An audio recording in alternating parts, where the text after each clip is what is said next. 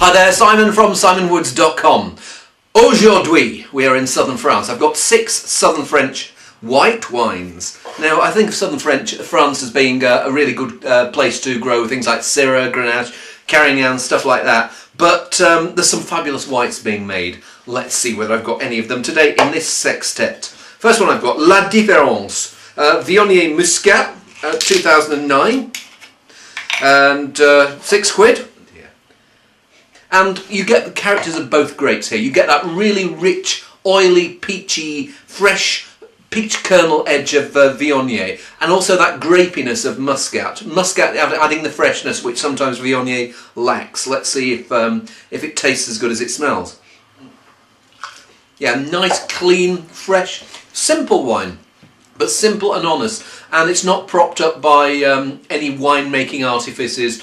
It's lovely, sit in the garden, drink a lot of that, fall over the rake, enjoy it. Next, I like that a lot. Next one, Picpoul de Pinet in the Languedoc. Now this for me, I think of the Picpoul's a grape. Sometimes it's spelt P-I-C-P-O-U-L and sometimes it's spelt P-I-Q-U-E-P-O-U-L, just to confuse you, keep you on your toes. I think of this as almost like the Muscadet of the south. It's got that some of that briny intensity usually, and very shellfish friendly. Let's see if this lives up to its billing. Who's the producer? Gressel. Yeah. Actually, it smells richer than I was expecting. I was expecting something slightly brinier. There is a bit of that briny edge, but there's sort of this quite rich, rounded core of flesh there. Not immediately fruity, again, like Muscadet, but it smells like it's going to have weight, but maybe not intense fruit flavours. Yeah, one of those that's not so much about in-your-face fruit flavours, but it's got this character, this soft, slightly pear-like, slight peach, and this sappy, refreshing edge. As I say, weightier than some Picpouls are. Maybe not as refreshing as it could be. To be honest, I'd like something a little more briny and savoury, but still a nice wine. Right, we're straying outside the Languedoc temporarily because we've got this wine complete with wax seal and dangly wooden label.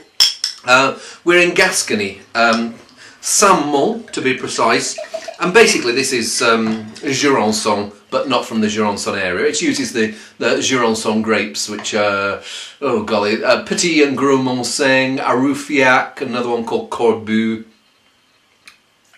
Jurançon comes in different sweetnesses. There's Jurançon sec, the dry version, and there's the various levels of sweetness up to extremely sweet. But they've always got this little bite of acidity behind them, keeping them fresh. And they're not quite like, you think of the wines as Sauternes, which isn't all that far away. That's a more heavy sweetness. In Jurançon, there's a delicacy and lightness and, yeah, almost like dancing sweetness. And you get this like quince type of characters, and you get the bits of fennel and slightly herbiness, and I'm getting that here. There's also a bit of barrel fermentation being going on, it feels like, because there's like a smoky sheen. Intense, like a rhubarb, apple and rhubarb crumble, and it's got some of that syrupy sweetness where it's got that lovely balance between sweetness and acidity, keeping your mouth fresh, keeping you invigorated. Really classy wine that. It's called Le Fait, or Le Fit. Well, I can't remember. My French pronunciation isn't great, but ask for the one with a complicated wooden label that falls off when you put it in a wine box. Next wine I think is going to suffer after that one. Let's see if it does. We are back in the Languedoc now with Hegarty Chamon, Les Chamons Blancs, Marsin Roussin 2007. And John Hegarty is, if you're into advertising, he is a major advertising guru. I think he bought this place down there in about 2002 or something like that, and having made money doing things like Vorsprung Duck Technique, and he's now Sir John Hegarty.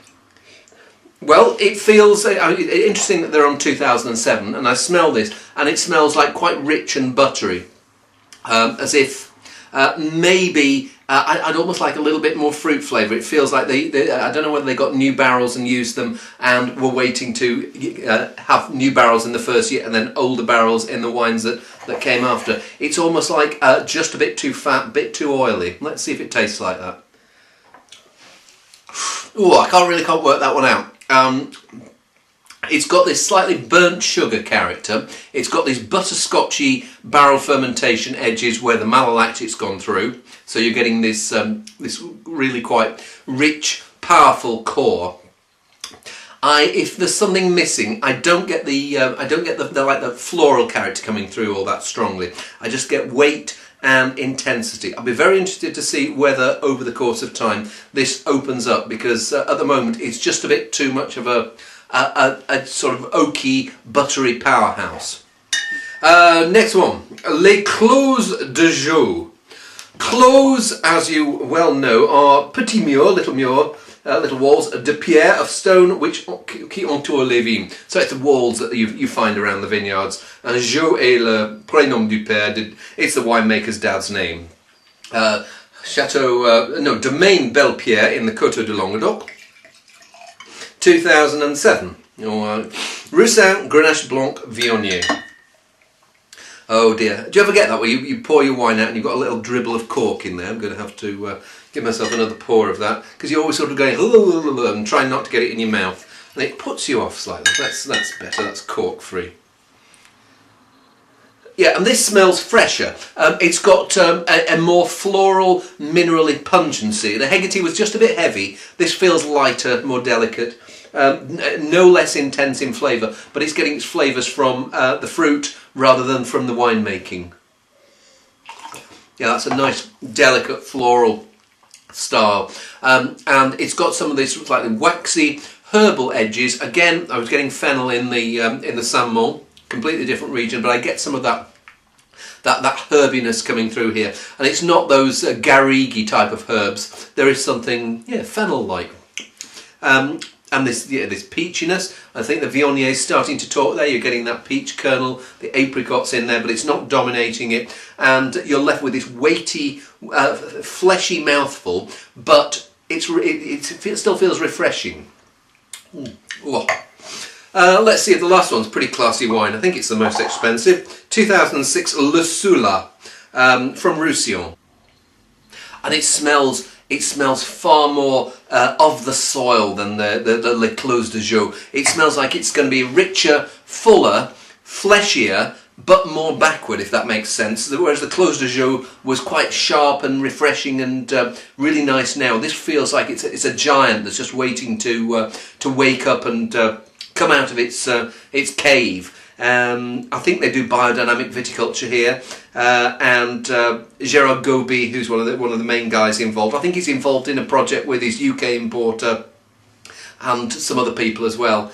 But yes, it feels like this is a coiled spring of a wine. Let's see if it tastes the same.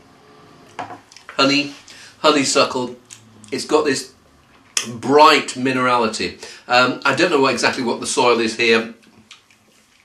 It smelt like it was going to be quite heavy and clay-like, but there's something here that feels sharp and more schistous.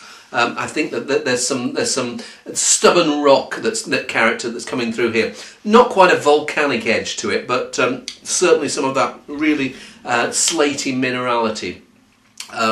Really intense, complex, and rich but fresh with it. And it feels like if I were to leave that bottle here for, I don't know, a couple of days, I think it would still be fresh. It would still be keeping its freshness. It feels like one of those that's got bags of life and still lots of uncurling to do. I mean, it's already 3.5 years old, and it feels like it's got several years ahead of it still. Well, that is delicious. It's complex. It's intoxicating. It's sometimes there are wines that appeal to your head, and sometimes there are wines that appeal to your heart, and that one does both. It's got that voluptuous character, but it's also got these more cerebral, mineral characters as well. And I think that some wines go to the neighbours. That one's going to go to me.